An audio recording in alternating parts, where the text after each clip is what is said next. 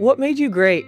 I was willing to sacrifice, and I felt like I would always be willing to do it no matter what, because I thought that was the way forward to earning the respect of your teammates, your coaches, the fans. Now on the Epicenter of Women's Sports podcast with Karina LeBlanc, one of the greatest of all time, basketball legend Diana Taurasi opens up about what made her great and what the future holds. What do we got to do now to hold this excitement? Yeah, I mean, we had to knock the door down, right? Yeah. Like, we had to knock it down, and sometimes you'd walk into that room and, you know, people would usher you out. Yeah. I feel like all the doors are open now. Yeah.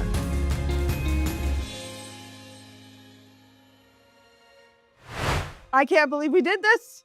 So we are here at TEDx Portland. I'm hosting the morning, and I got to interview Diana Taurasi. I said, hey, you want to do the podcast after? And she said, yeah, she doesn't do podcasts. We're talking about Diana Taurasi, 6-time Olympic gold medalist. That's a big deal in women's basketball because it's never been done before. We're talking about 3-time WNBA champion, twice the MVP. Her accolades go out. Also, we'll find out, I'll tell you, soccer was her first love. But most importantly, she doesn't do podcasts, and she wanted to do this one. So you're going to get a little insight on who she is, what she's doing now. That I tried to get her to sign for the Fire, but she wouldn't. I got to work on my game. But most importantly, that she's being present. And she talks about leadership. It's a shorter episode, but I really think you'll enjoy it. Thanks, DT, for making the time for us. Good old Portland. She loves Portland, and she loves coffee. So we're here with DT. We just did TEDx on stage in Portland. Welcome back to Portland. You were saying you love it? I love Portland. It's one of my favorites. It's weird with this like culture that I love. The coffee's amazing. I mean, I buy Stumptown every single day. Oh, okay. Yeah, that's my thing. So your coffee, are you like latte or flat white? Okay. Okay. You know, you are Australian. Yeah, nice Australian. So we're not snobs about a lot of things, but coffee it is. All right, so let's jump in. Basically, you have done some things, but I think one of the biggest things I respect most about you is that it hasn't been about basketball. You got a background from international parents. You went back to Argentina. You came back to the U.S. Like, what was a defining moment that made you you? Well, I mean, I think a lot of uncomfortable moments. Yeah, I think those are all the moments that I look back on. Like, it was uncomfortable, you know, being a kid of immigrants, as you know. Yeah. You know, there's a lot of things that you have to do early on in your life that most kids aren't doing. Yeah. You know, taking phone calls, paying bills. You know, so there was that little bit of responsibility that we had early in our life. And, you know, so it's all those little uncomfortable moments that I think just never made me feel like I was there. And you know what? Like, we talk about being immigrants. Like, it's like you never fit in. Never. But sport, someone calls your name, someone gives you a high five. All of a sudden, you're like, I'm with my people. Was that what sport did for you?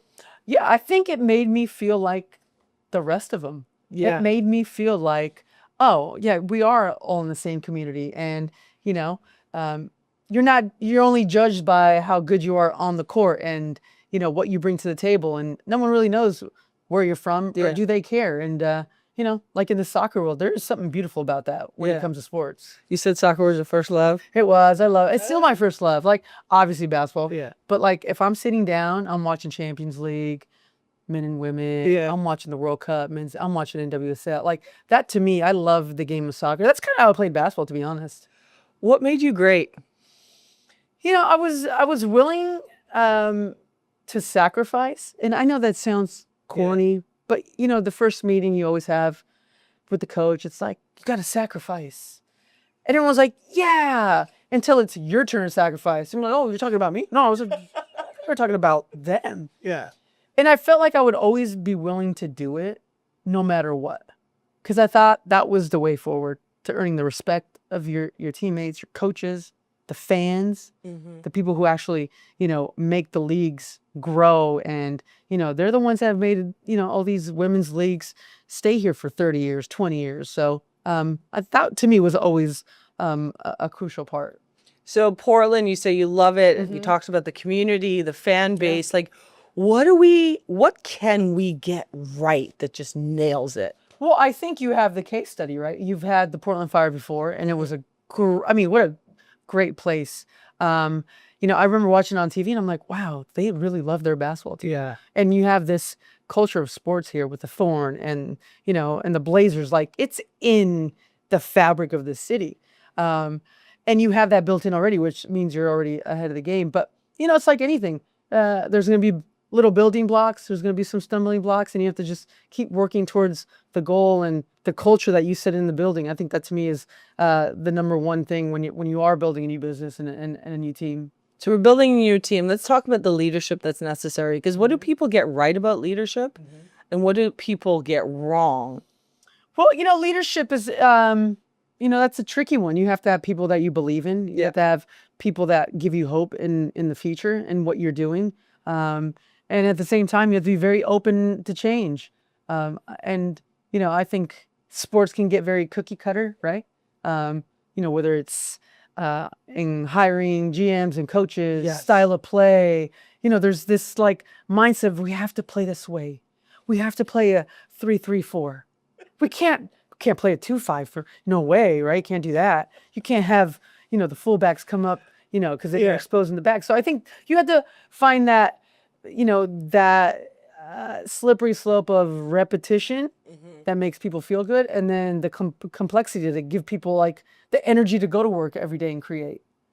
And you got to get people to follow you. Well, what are you most excited about with women's sports right now? I mean, the energy is just amazing. Yeah. Like I said, we've had this momentum in a lot of ways. And I think, soccer and basketball, we've mirrored each other in so many ways where we've had these ways of like, oh, this is when women's soccer is going to take off. Yeah. This is the time for women's basketball. Yeah. And we have to be able to sustain that for longer than 1 or 2 years. We have to make sure we sustain it. We can't always, rely on the guys to do it. Yeah.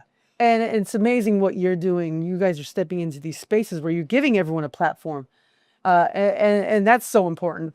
But like, if I go back, like junior time, and we were kind of the same time, you had to create that space. And I said on stage, you were the villain and you made everybody fall in love or hate you, but people were tuning in. What do we got to do now to hold this excitement? Yeah, I mean, we had to knock the door down, right? Yeah. Like we had to knock it down, and sometimes you'd walk into that room and, people would usher you out. Yeah. I feel like all the doors are open now. Yeah. And they're opening at this amazing pace, with, obviously the salaries and the money that's coming in on the sponsorship side. There's real money to be made. And I think at the core, we still have to stay true to the game. Yeah. We have to make sure the product is better than ever. Yeah. On the court, we have to make sure that it is the best product ever and keep evolving, not only as players, but as franchises, as a league. And that's going to be super important, especially with so much expansion going on. No, I mean, you talk about innovation. That's one of the areas we want to lead. But like everything you've done and what's ahead, you're a mom, you've time now, you're rediscovering yourself. What's the most important thing that you think you can do now to make sure we nail it? And I don't mean that just like you, it's because of your history. You've lived it. You've been in the empty stadium. Right. Now it's full. But what is it that you can do that we can champion and support you in? Well, I mean, right now I'm kind of laying low on a lot of things. This is probably the first podcast I've done in years. I'm really taking a step back and rethinking everything. I think we did talk about it a little bit earlier. Like, this is not the same time as when we grew up. No. I think we have to rethink what this next 10 years looks like. Because if we try to use the solutions of, 10, 15 years ago, that mindset. So I this time away from the game is actually letting me rethink what the next 10 years looks like. And to be honest, I have no clue. That's the best part, though. Yeah. You just be present and you have no clue. Because one thing I know about you is that whatever it is, it's going to explode.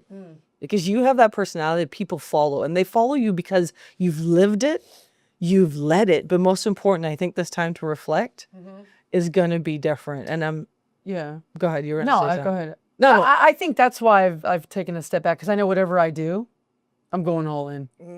And I want to make sure whatever it is, it's something that I'm like truly passionate about, and we're gonna go to the moon with it. Like that's just the way I feel about it. And we've just gone beyond the moon. Yeah. All in. She's gonna be a Portland Fire. She's just saying that here. She's coming out of retirement. She's gonna be with us. No, I think the biggest thing I want to know is what lights you up now. Because the adrenaline rush. They're sold arenas, hitting the game winning, winning the championship. Now it's quiet. What lights you up now? I love a great cup of coffee. I love getting the kids to school. I love going to the tennis court and playing for an hour. It's these just little moments. Sitting on the couch with Penny and just shooting it, in this different mind space that we're in now, that we're not in this competitive mode and getting ready for the next game. There's just this quietness that I'm really enjoying right now in my life. Isn't that crazy that your whole life you've just given so all, and just the pause and the quiet makes you light up? Well, I want to thank you. You got to play the crash. My dad was a goalkeeper. Yeah. That means he was a genius. He was a genius. Wow. And he tried to make a comeback like 30 years ago. He trained for like 6 months. He was older. He was like 50. And he trained. He goes to the bathroom right before the game. He runs to the bathroom, pulls his hamstring, never plays again. Mario was done. What? Did you ever play goalkeeping? I was what do you think I played? Let's see. Forward, of course. Easy job. Easy. Put the ball in the back of the net. But you just gotta run, and it's a big net. And then you have to hope that your teammates are good enough to put it on your foot. Or put it you on just your be head. the goalkeeper and tell people what to do, and when they don't, point. you take the pressure. That's a good point. I was either stopper or. I would have actually thought you'd have been in goal. No, my sister was a goalkeeper. Okay. See, Argentina. I know. Are they winning this year? I mean, I think they're favorite. I think we're never favorites, but we're favorites in a weird way. Because like we walk out there and there's a bunch of like 5, 6 little Argentinians. And you're just like, there's no way they're going to beat I thought you the meant by Dutch. 5'6" the height. Sorry. What's the coffee you drank here? Stumptown. Okay. All day. What'd you eat? I had a smoothie from Pure Green. Oh, okay. Yeah. When we bring you back, Yeah. what do you want to experience in Portland? Isn't there a night where everyone goes to dinner and then you look out the window and everyone's in bikes? Oh, yes. I want to come to that night. Do you want them dressed or not? Because we have both here. I'll come to both nights. Thank you so much. You're the best.